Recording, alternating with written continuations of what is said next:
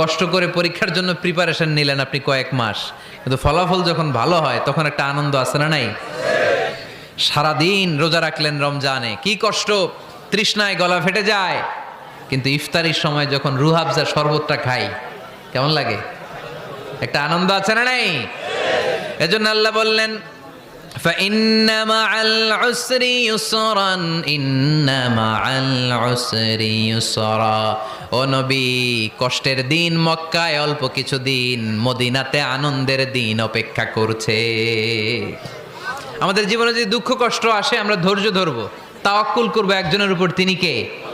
কারণ আমরা বিশ্বাস করি কষ্টের দিন এটা চিরকালের জন্য নয়, সামনে আনন্দের দিন আমাদের জন্য সেট করে রেখেছে কে?